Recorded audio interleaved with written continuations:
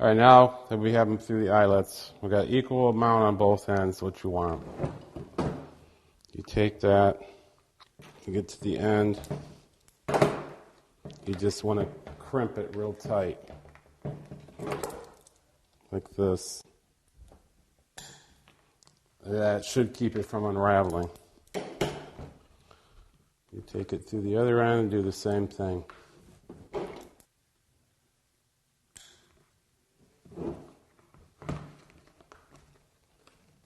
Go. You don't have to have it too tight. You do want a little bit of give to it.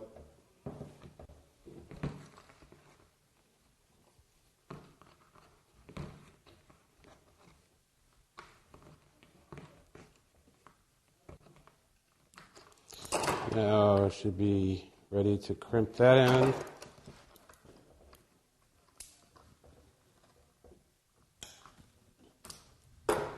Voila. Should be good to go. Ready to hang the picture.